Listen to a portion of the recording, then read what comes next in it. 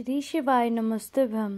दोस्तों, जैसे कि आपको पता है 8 अप्रैल को सोमवती अमावस्या पड़ रही है और इस दिन अगर आप एक दीपक वाला ये उपाय करते हैं जो हम आपको इस वीडियो में बताने जा रहे हैं तो आपके जीवन के आर्थिक तंगी और भी जो भी परेशानी है सब जड़ से ख़त्म हो जाएगी।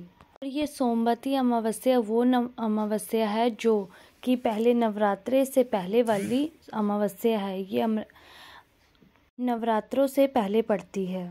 ये आपके पास बहुत बड़ा मौका है। इस दिन अगर आप ये उपाय करते हैं तो आप भोलेनाथ की कृपा पा सकते हो और भोलेनाथ जी को प्रसन्न कर सकते हो। अपने जीवन से और अपने घर से दुख और परेशानी को दूर कर सकते हो, क्योंकि जो अमावस्या का दिन होता है वो वही दिन होता है कि आप अपने जीवन में से दुखों को दूर करें।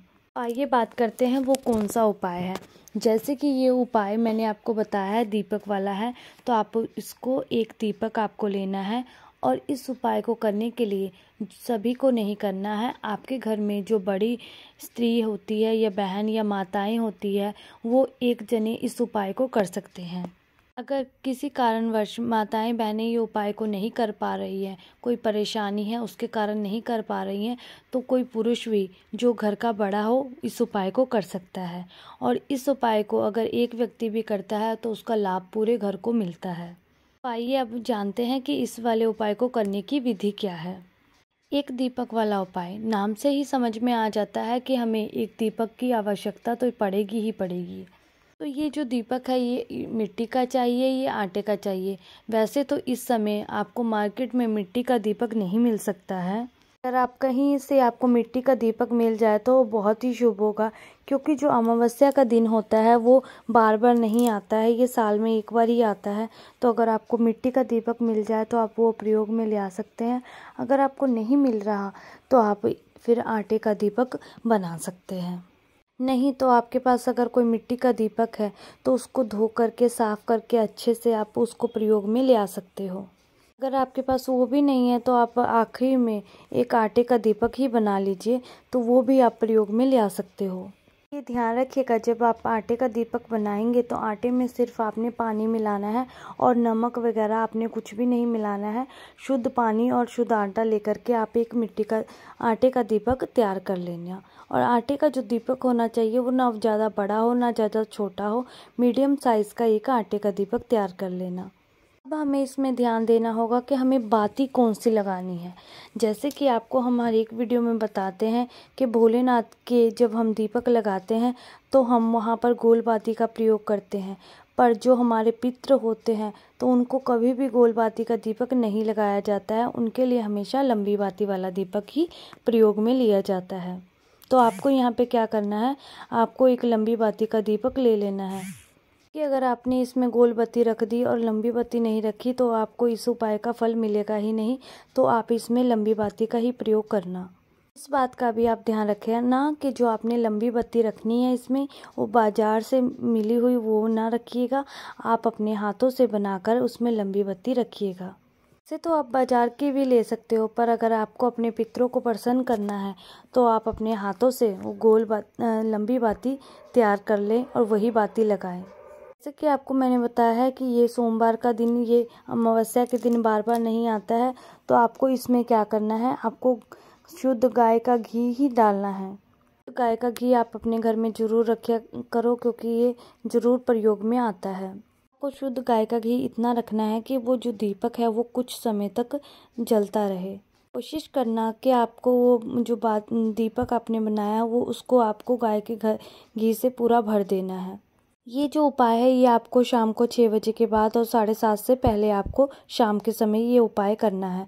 तो आप टाइम का ध्यान जरूर देखिएगा।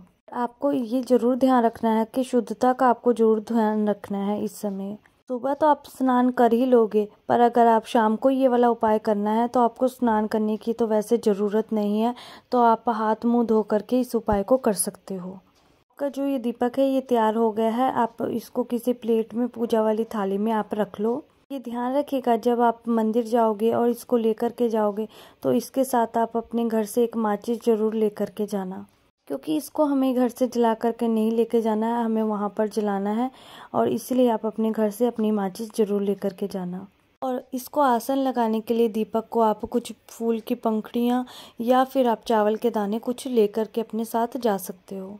अब इसको लेके कहाँ जाना है, जैसे कि आपके घर के आसपास कोई पवित्र नदी है, कोई नदी है, आपको वहाँ पर जाना है। अगर आपके घर के आसपास या थोड़ी दूर में भी अगर कोई पवित्र नदी नहीं है तो आपके कोई कुआं होगा तो आप वहाँ पर भी जा सकते हैं।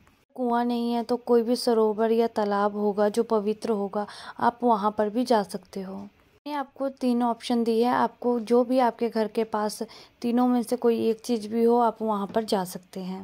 विशेष रूप से तो आपको पवित्र नदी के पास जाना है, पर आप जहाँ पर भी आपको हो सके तो आप वहाँ चले जाइए। और ये बात का ज़रूर आपको ध्यान रखना है कि जो दीपक है उसको हमें नदी में प्रवाहित नहीं करना है, हमें उसको घाट पे ही रखना है। अगर आप कुएं के पास गए हो तो वहाँ पर भी एक अच्छी जगह होगी, साफ़ सुथरी जगह होगी, या आप तालाब के पास गए हो तो वहाँ पे भी साइड में कोई साफ़ सुथरी जगह होगी, वहाँ पर आपने दीपक ये जलाना है।